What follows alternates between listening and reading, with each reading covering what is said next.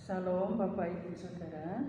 Kali ini kita akan mendengar firman Allah dengan tema melawan COVID-19 dengan prokes secara firman Tuhan.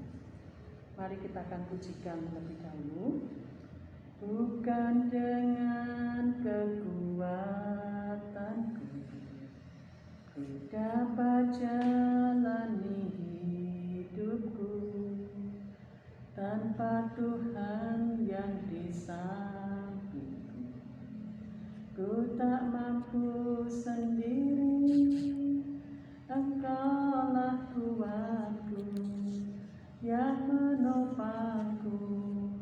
Ku pandang wajah-Mu dan berseru, pertolonganku datang dari-Mu. Peganglah tanganku, jangan lepaskan, Kaulah harapan dalam hidupku.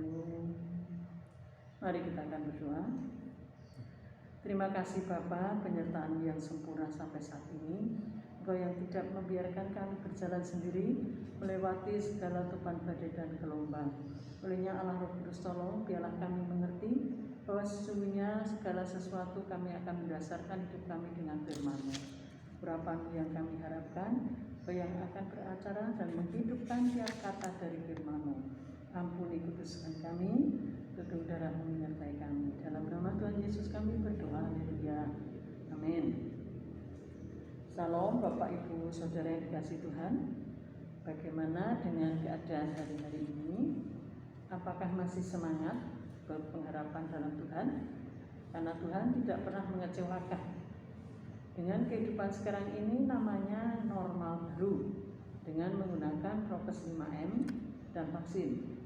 Mungkin rasanya sudah bosan, tapi harus ikuti cara hidup yang baru agar kita hidup dan beraktivitas.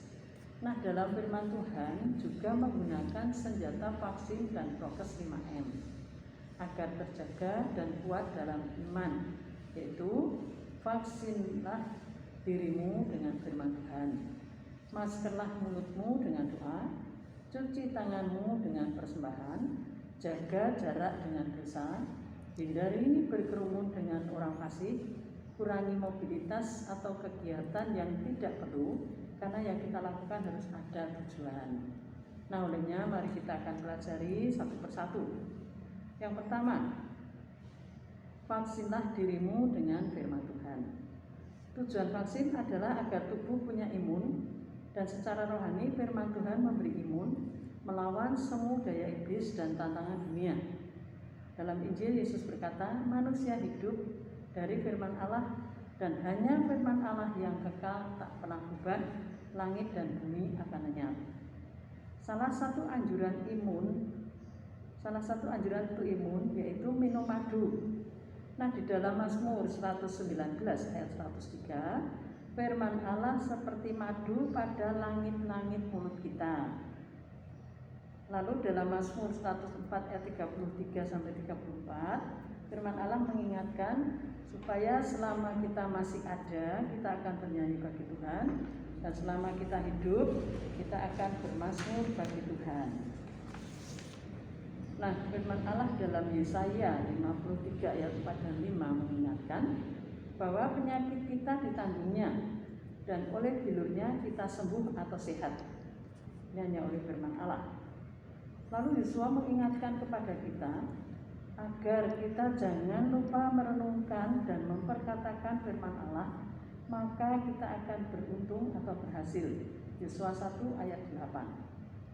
Lalu Yeremia 17 ayat 7 sampai 8 mengatakan, diberkatilah mereka yang mengandalkan Tuhan. Nah, jadi firman Tuhan memberi imun kepada kita untuk menghadapi masalah hidup dan berhasil. Nah, yang kedua, maskerlah mulutmu dengan doa, karena ucapan kita adalah doa. Masker dipakai mengantisipasi agar droplet atau virus tidak masuk mulut atau tenggorokan. Doa dipakai untuk melawan segala serangan si iblis yang selalu mengaum mencari yang bisa ditelannya.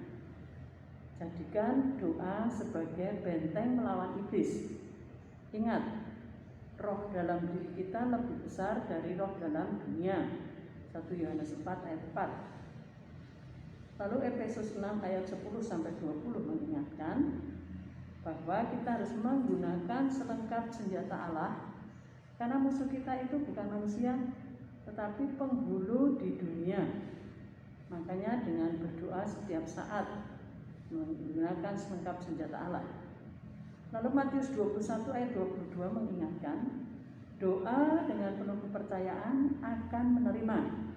Jadi doa sangat penting untuk menjaga kehidupan kita. Yakobus 5 ayat 15 sampai 16, doa yang lahir dari iman menyembuhkan orang sakit dan yang sungguh-sungguh besar kuasanya. Petrus mengingatkan 1 Petrus 5 ayat 8 sampai 9, lawan si iblis dengan iman lewat doa. Jadi maskerlah dirimu, mulutmu dengan doa.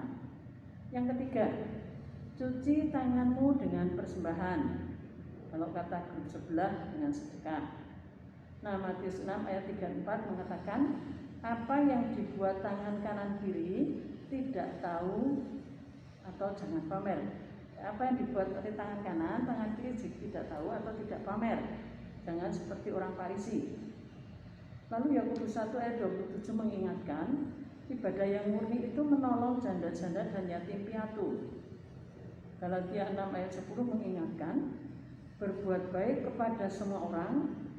Nah, saatnya sekarang di masa pandemi kita tidak lihat suku, ras, agama dan sebagainya, dan Tuhan hanya bilang berbuat baik terutama kepada saudara seiman. Lalu 1 Korintus 9 ayat 14 mengingatkan yang memberitakan Injil harus hidup dari Injil. Makanya di dalam persekutuan atau gereja itu ada persembahan. Yang keempat, jaga jarak dengan dosa. Yesaya 59 ayat 1 sampai 2 mengingatkan, dosalah yang membuat jarak kita dengan Tuhan hingga telinga Tuhan tidak mendengar doa kita dan tangannya tidak terulur menolong kita. Jadi kita harus jaga jarak dengan dosa. Lalu 2 Timotius 3 ayat 1 sampai 5, itu keadaan manusia di akhir zaman itu dengan bermacam-macam hal yang terjadi, itu bisa menyeret kita semua di dalam dosa. Makanya jaga jarak, hati-hati hidup di akhir zaman ini. Lalu Yakobus 1 ayat 22 mengingatkan, jadilah pelaku firman, bukan pendengar. Nanti hanya seperti orang bercermin yang lupa akan wajahnya. Jadi benar-benar menjadi pelaku firman. Yang kelima, hindari kerumunan. 1 Korintus 15 ayat 33 mengingatkan, pergaulan yang jahat merusak kelakuan yang baik. Kalau untuk COVID bisa berbentuk kelompok positif yang baru. Mazmur 1 ayat 1 mengingatkan, tidak duduk dalam kumpulan pencemooh dan tidak ikut nasihat orang fasik. Dan ini hindari kerumunan supaya kita tidak terpengaruh. Karena itu semua akan bisa mempengaruhi kerohanian atau pertumbuhan rohani kita. Yang keenam, kurangi mobilitas atau pergerakan, karena hidup harus punya tujuan, jangan keluyuran. 1 Korintus 6 ayat 19-20 mengingatkan, tubuh kita adalah bait Roh Kudus, sudah dibayar lunas oleh darah Yesus, dan itu semua untuk memuliakan Tuhan. Jadi ada tujuan memuliakan Tuhan. 2 Korintus 3 ayat 2-3 mengingatkan, kita semua menjadi suratan Kristus yang terbuka dan dibaca semua orang. Jadi hidup harus punya tujuan memuliakan Tuhan, itu mendapat pahala di surga. Jadi jangan semau gue, sak karepe dhewe atau keluyuran. Mari kita tanya dalam diri kita, untuk apa kita hidup? Untuk makan atau makan untuk hidup? Untuk kerja atau kerja memenuhi kebutuhan hidup bukan keinginan?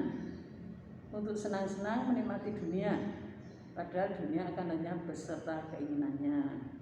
Olehnya mari kita lawan COVID menggunakan protokol kesehatan dengan firman Tuhan menjadi dasar, maka Tuhan akan memberi kesanggupan menghadapi semuanya dan tetap dalam naungan Tuhan, sehingga kita tetap aman dalam tangan Tuhan, dalam perlindungan dan perteduhan daripada Tuhan.